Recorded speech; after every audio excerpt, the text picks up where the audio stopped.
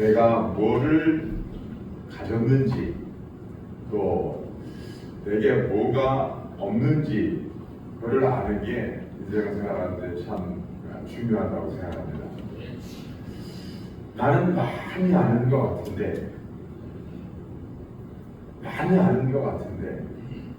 객관적으로 보면 다른 사람에 비해서 그렇게 뭐 많이 아는다고 할 수 없는 그런 사람들이 있죠. 또 자기는 굉장히 많은 재물을 가지고 부자인 줄 아는데 더 큰 부자들이 보면 저렇게 자랑할 만한 정도는 아닌데 또 뭐 그런 사람도 있을 거예요. 믿음도 그런 것 같습니다. 나는 믿음이 인도라 생각하고 신앙생활을 하지만 실제로 보면 믿음이 없는 사람이 더러더러 있어요. 그런가 하면 목사님 저는 믿음이 없어요. 그런데 삶의 모습을 보면 그렇지 않고 저분은 참 믿음이 신실하신 분이다 이렇게 생각이 되어지는 분도 있습니다. 우리는 어느 정도의 믿음을 가졌는가 우리가 스스로를 평가해 볼 때 대개 두 가지를 가지고 우리는 평가를 합니다. 첫째는 내가 신앙생활하는 모습을 보고 나는 어느 정도 믿음의 사람이구나 라고 생각하는 것 같아요. 나는 예배를 주일 예배, 수요 예배, 속회 예배 나는 예배를 빠지지 않는다. 나는 새벽 기도까지 간다. 그 대단한 거죠. 그렇게 하지 못하는 사람들에 비교해서 나는 믿음이 좋아 라고 생각할 수 있어요. 내가 드리는 헌금을 볼 때 또 내가 맡은 어떤 직분을 볼 때 하고 있는 교회 일을 볼 때 나는 믿음이 어느 정도 된다 이렇게 평가할 수 있습니다. 그리고 또 한 가지는 남과 비교해서 자신의 믿음을 평가해 보는 거예요. 저 사람 신앙생활 하는 거 보니까 내가 조금 믿음이 더 나은 것 같아. 저분은 참 신앙생활 하는 거 보니까 나보다 믿음이 더 좋으신 분 같아. 우리는 그렇게 우리 스스로의 믿음을 평가할 때가 많습니다. 그런데 정말 중요한 건 뭐냐? 주님이 우리의 믿음을 어떻게 평가하시느냐가 정말 중요한 거예요. 그렇죠? 그게 진짜입니다.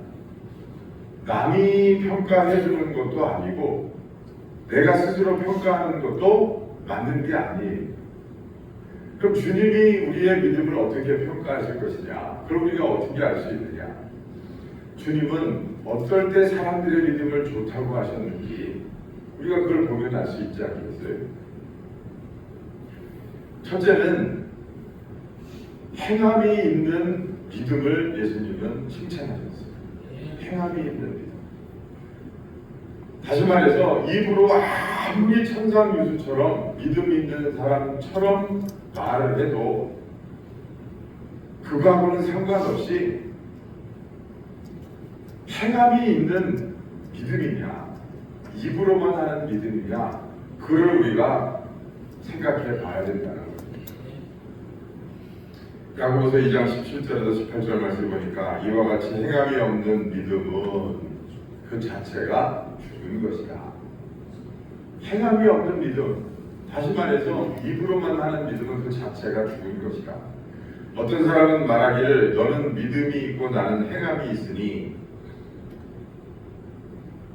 행함이 없는 내 믿음을 내게 보이라. 나는 행함으로 내 믿음을 내게 보이리라. 두 사람이 있었어요. 두 사람이 싸우는 거예요. 서로 믿음이 좋대요. 그런데 한 사람은 믿음이 아주 좋다고 하는데 일절 행하는 바가 없어요. 그 믿음이 삶에 적용이 돼서 행하는 게 없어요. 그런데 또 한 사람은 믿음이 없다고 하는데 그 사람의 삶을 보면 크리스찬다운 행함이 있어요. 그래서 이 행함이 있는 사람이 행함이 없는 사람에게 이야기하는 거예요.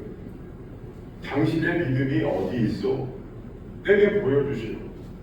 나는 내 믿음을 내 행함으로 보이겠소. 누가 진짜 믿음이 있는 사람입니까? 행함이 있는 사람이 진짜 믿음이 있는 사람이에요. 참된 믿음이라고 하는 것은 반드시 행동으로 증명됩니다.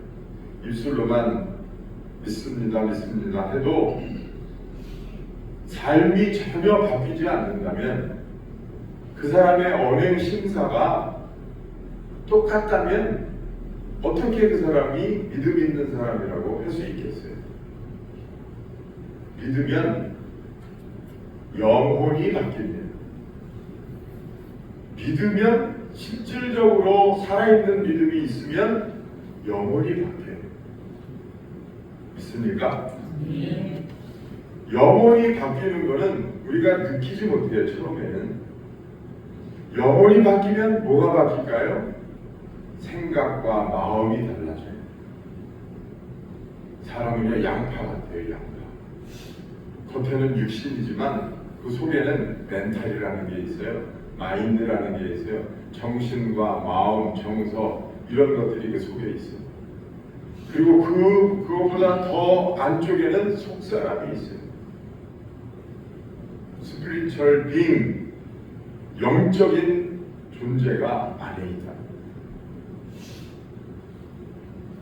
그 세 가지를 다 통틀어서 나라고 하지만 가장 본질적인 나의 모습은 바로 그 안에 있는 스피리추얼 빙이, 영혼이,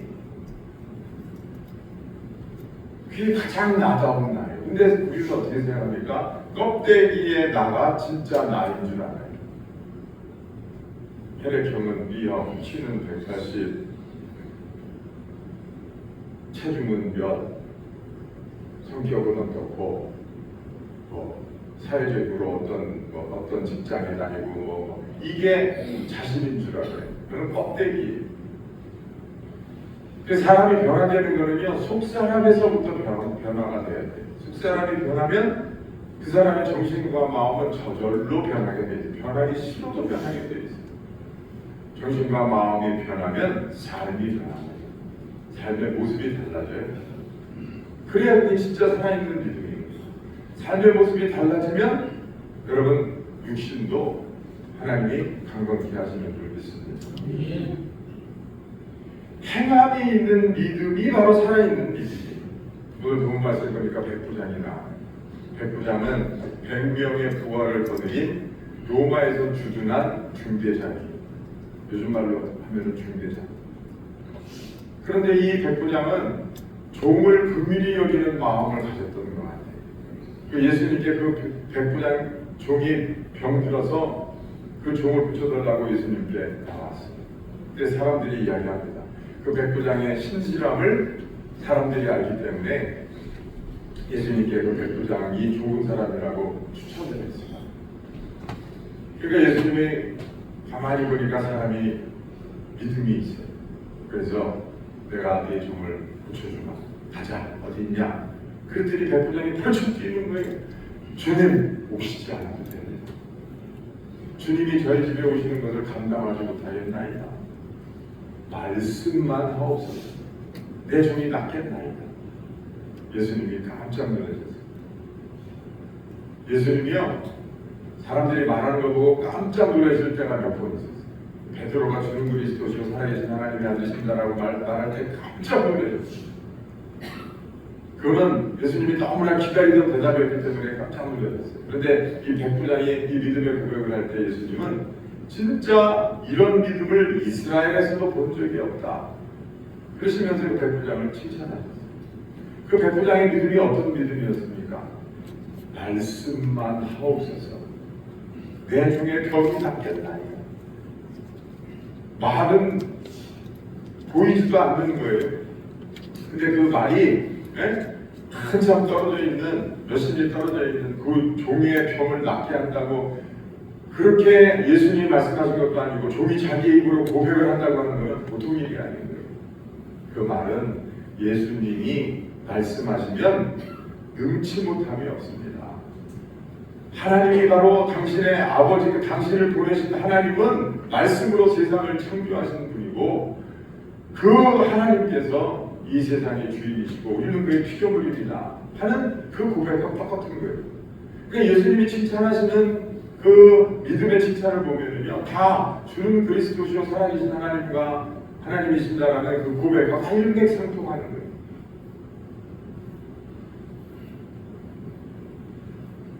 이 백부장이 예수님께 나올 때는 그 종과의 어떤 관계에 있었는지 성경에는 잘 기록되어 있지 않지만 그 종의 병을 더 낫게 해주고 싶다고 하는 그런 갈급한 마음이 있으니까 예수님께 달려나오지 않겠어요?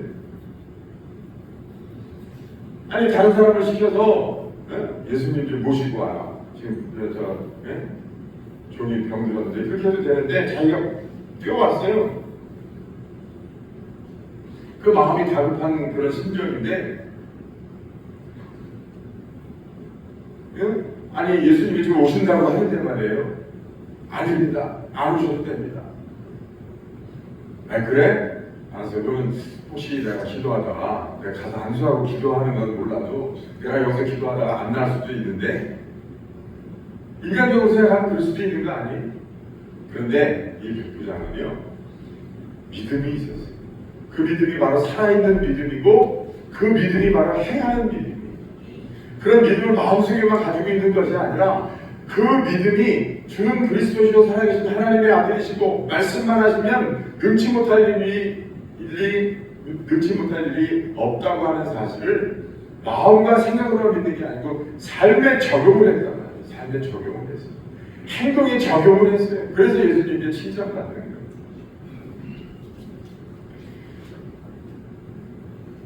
혈루증을 앓던 여인이 있었습니다. 이 여인은 12년 동안 고통을 당했어요. 그런데 이 여인의 생각은 뭐냐? 예수님이 내 병을 고쳐주실 수 있을 거야 라고 생각을 하고 그것을 믿고 예수님께 달려나갔어요. 그 믿음이 마음속에만 있었던 것이 아니라 그 믿음이 그 여인으로 하여금 예수님께 달려나가게 했어요. 여러분 믿음이 있노라고 하지만 실제로 앉아서만 생각하는 것에 그치는 믿음이 얼마나 많습니까? 믿음은 행하는 거예요. 예수님께 달려나갔어요. 그때 예수님의 제자들이 막 핍박하면서 예수님께 가까이 하지 못하게 했어요. 이 여인이 예수님의 옷자락만 만져도 나을 수 있다고 하는 믿음을 가졌어요. 그래서 어떻게든지 그 군중을 뚫고 들어가서 예수님의 옷자락을 만졌어요. 행하는 거예요. 행하는 거예요. 여러분 상개오가 왜 예수님께 칭찬을 받았습니까? 예수님을 만나야겠다고 하는 그 믿음이 그로 하여금 나무 위로 올라가게 만들었어요. 믿음이 생각 속에만 있는 게 아니고 삶에 적용이 됐단 말이에요. 그리고 예수님을 자기 집에 초청을 해서 자기의 재산을 팔아서 주겠다는 거예요. 여러분 여기서 어떻게 더 행함을 기대할 수 있습니까? 예수님이 그런 사람들의 믿음을 칭찬하셨어요. 내가 믿음이 있는 사람인지 없는 사람인지 여러분 우리가 한번 생각해 봐야 돼요. 나는 권사니까 장로니까 나는 목사니까 나는 믿음이 있을 거야. 나는 예배 빠지지 않으니까 나는 믿음이 있을 거야. 나는 신주조도 하고 나는 헌금도 많이 하니까 나는 믿음이 있을 거야. 착각하면 안 돼요. 물론 다 그렇다는 이야기는 아니지만 우리가 그것과 비례해서 내가 믿음 있는 사람으로 착각을 해서는 안 된다. 행함이 있는 믿음이래. 과연 내가 내 삶 속에서 내가 가지고 있는 믿음을 얼마큼 삶에 적용하고 살아가는지. 그래서 정말 예배를 안 빠지는 사람이라면 진짜 하나님 앞에 드리는 예배, 하나님 앞에 드리는 기도를 정말 중요하게 생각하는 사람인지, 나뿐만 아니라 다른 사람들의 예배와 다른 사람들의 기도까지도 내가 얼마나 존중하고 있는지.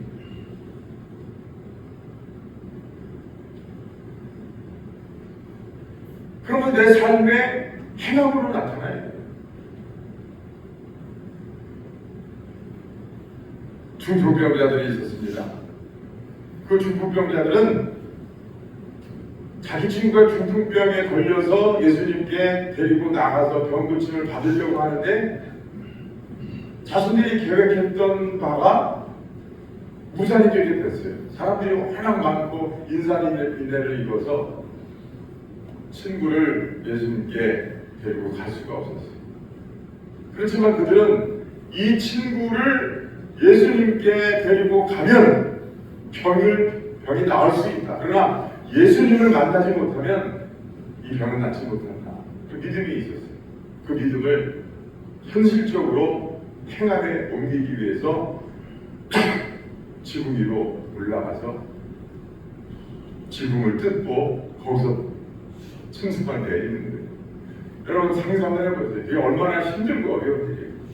내 몸 하나 지붕에 올라가는 것도 힘든데 침대에 누워있는 친구를 지붕 위까지 끈을 달아서 올렸겠죠. 그리고 거기서 지붕을 뜯어요. 지금 같은 뭐 상상도 할 수 없는 일이지만 옛날에 지붕은 뭐 허술했으니까 그렇다고 치더라도 자신들이 가지고 있는 그 확신을 자신들의 삶에 적용을 했어요. 그러니까 예수님이 감탄을 하시는 거예요. 여러분, 하나님이 원하시면 모든 병을 고쳐주실 수 있다는 사실을 믿으십니까? 믿으세요? 믿으세요? 믿으시기를 바랍니다. 저도요, 어디 아프면 병원에 잘 안 가는 스타일이에요. 근데 그렇게 제가 이제 살아보니까 일단 뜸을 들여요. 좀 어디가 아프면 아마 여러분들도 대부분 이제 많이들 그렇게 하실 것 같은데 대부분 이렇게 이제 기도하면서 뜸을 들여요. 이게 저는 개인적으로 그걸 하나님께 드리는 시간이라고 생각을 해요. 그래서 기도하면서 하나님께 먼저 기회를 드리자 이런 마음으로 조금 아파도 조금 걱정돼도 조금 참는 스타일이에요. 근데 이렇게 시간이 지나고 보니까 그러면서 그냥 병원 안 가고 약 먹지 않고 자연적으로 난 게 엄청 많아요. 그렇죠? 여러분 안 그러세요? 저는 그렇더라고요. 전에 한번 말씀드린 것 같은데 이렇게 화장실 갔다 왔는데 이렇게 변기에 보니까 소변 색깔이 이상해요. 왜 그러지? 그러면서 그냥 말았는데 그 다음 화장실 가서 또 이렇게 소변을 보는데 소변 색깔이 이상하더라고요. 콜라 색깔이 나오더라고요. 겁이 덜컥 나는 거예요. 생전 처음이니까.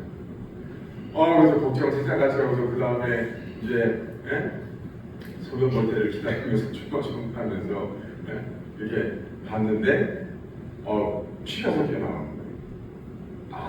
이거 뭐가 문제가 있구나.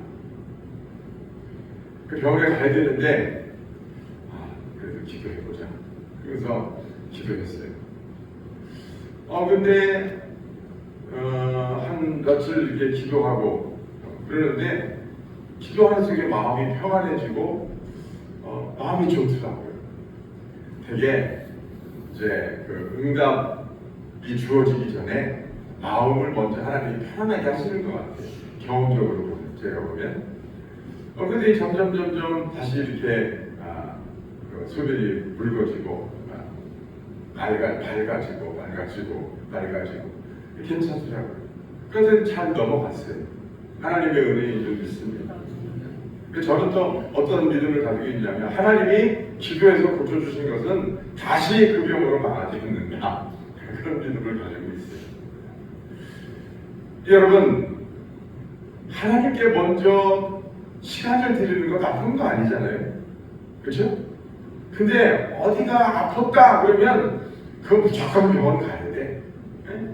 그거는 볼 것도 없어. 그냥 무조건 병원에 가야 돼.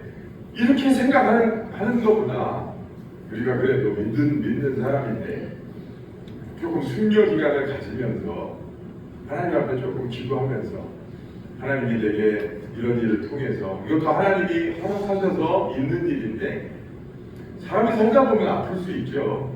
어려울 수 있죠. 하나님이 이런 일을 통해서 내가 어떤 기도하기를 원하실까, 내가 어떤 믿음 갖기를 하나님이 원하실까, 그런 것도 한번 생각해 보면서 그러면서 이렇게 시간을 보내는 거예요. 그런데 그런 시간을 이렇게 이제 기도 시간을 갖고 있는데, 제가 예를 들어서 그 이야기를 누구한테 했단 말이에요. 그런데 목사님, 그거는요 큰일 나는 병이에요. 병원에 안 가면 큰일 나요. 빨리 가셔야 돼요. 그러고 나한테 지청구를 하면 제가 어떤 생각이 들겠어요? 어떤 생각이 들 것 같아요? 나는 믿음을 가지고 이렇게 해보려고 노력 중인데, 그런 생각을 할 거잖아요. 여러분, 믿음이라고 하는 거는요, 삶에 적용이 있어야 돼요. 내가 당장 내일 죽게 생겼어도 그래도 내가 하나님 앞에 하나님 살아계시다는 사실을 믿고 인정하면서 내가 기도할 시간을 가지고 하나님과 대화하는 시간도 가지고 그렇게 할 때 여러분, 내 삶에 놀라운 하나님의 은혜와 기적이 나타나는 줄 믿습니다. 또 한 가지, 우리의 믿음이 살아있는 믿음이 되려면 어떤 믿음이 돼야 되느냐, 우리 아까 마태복음 9장을 읽으셨는데 한번 7장을 한번 보시겠어요? 7장 20절, 21절.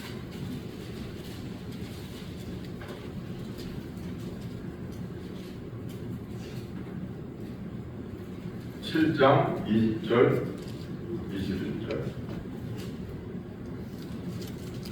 찾으셨어요? 함께 용서합니다. 시작. 이러므로 그들의 열매로 그들을 알리라. 나더러 주여 주여 하는 자마다 다 천국에 들어갈 것이 아니요 다만 하늘에 계신 내 아버지 뜻대로 행하는 자라야 들어가리라. 뭐라고 말씀합니까? 진짜 우리의 믿음이 살아있는 믿음이라면 여러분, 그 믿음은요 반드시 열매를 맺게 되어 있습니다. 열매를 맺게 되어 있습니다. 주여 주여 부른다고 구원받는 게 아니라는 거죠. 삶의 열매, 즉 순종과 실천이 있는 믿음이 참된 믿음이라고 주님이 우리에게 말씀하고 계십니다. 어떤 열매가 맺혀집니까? 갈라디아서 5장 22절에서 23절 말씀해 보면 사랑, 희락, 화평, 오래 참음, 자비와 양성과 온유와 절제 등의 열매가 나타납니다. 그 사람이 진짜 믿음 있는 사람이라면 이런 열매들이 나타나야 된다.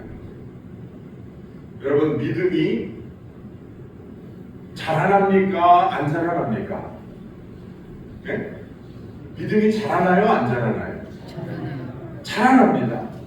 또 믿음이 퇴보되기도 해요.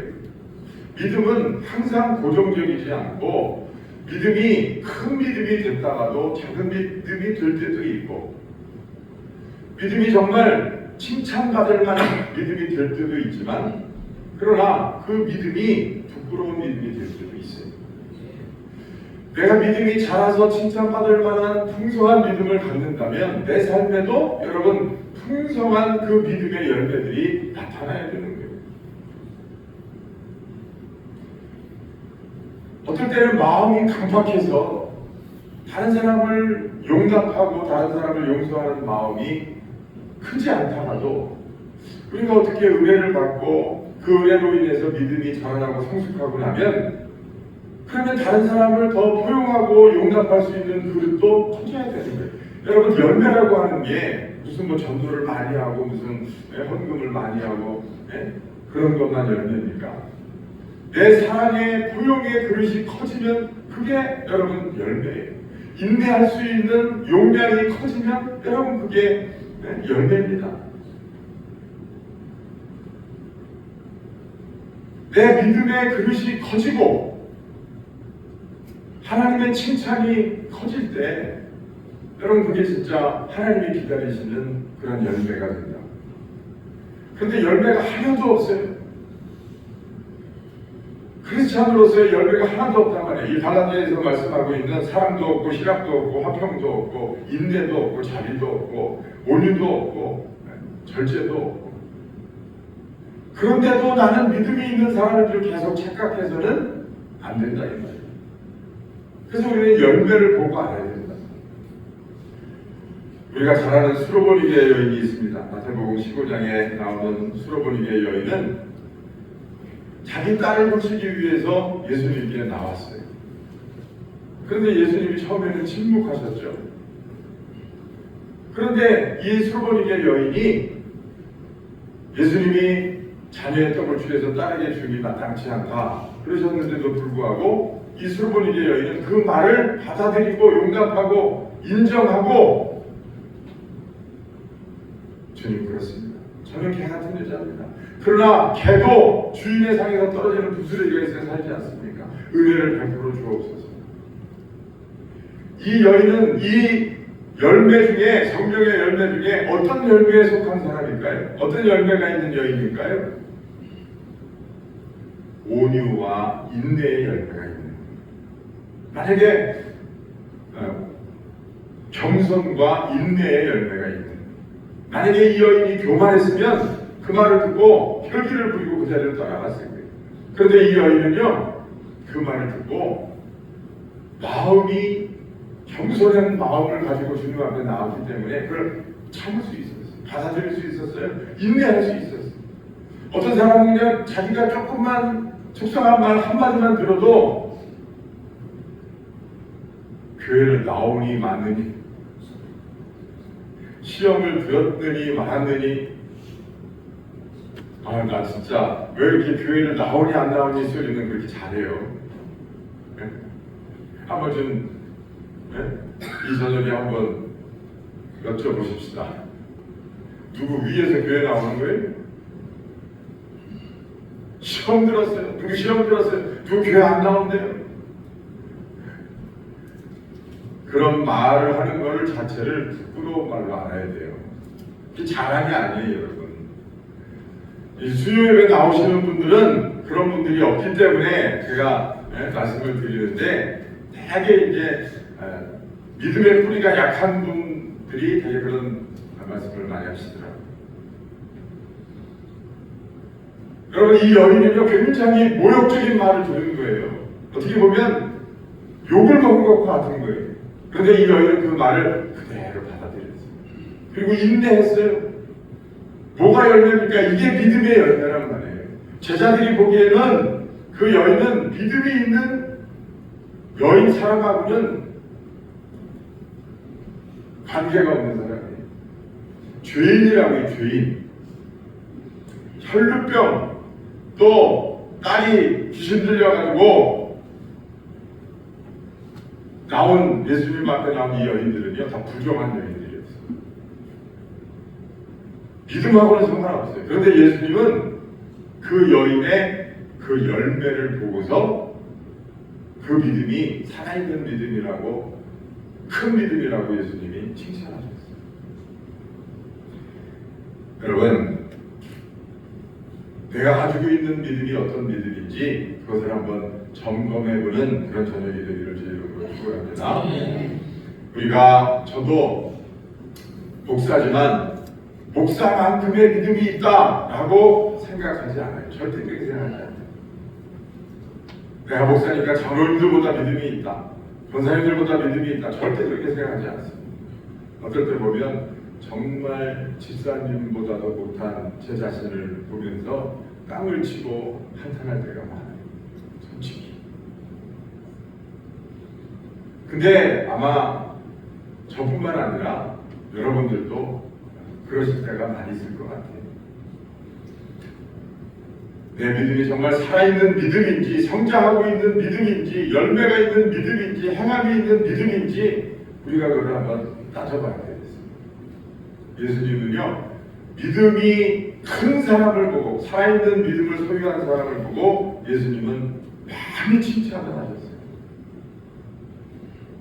제자들이 예수님을 따라다녔지만 믿음 없는 행동을 보일 때 믿음이 없는 자여 어찌하여 의심하였느냐, 그러면서 제자들을 책망하셨어요. 저도 사실은 여러분들이 다 믿음이 좋은 분들 같아요. 저도 사람이니까 여러분들이 신앙생활하는 어떤 그저 겉으로의 모습만 보고 저분은 믿음이 좋다 이렇게 생각하는 경우가 많아요. 그런데 어느 날 갑자기 그렇지 못한 모습을 보면 깜짝 놀라는 거죠. 근데 그거는 다 마찬가지인 것 같아요. 그래서 우리가 내 자신이 생각하고 있는 나의 믿음도 그게 정확한 게 아니에요. 과연 내가 행함이 있는 믿음을 가지고 있는지, 열매가 있는지 그것을 점검해보는 그런 저녁 되기를 주의적으로 축원합니다. 기도하겠습니다.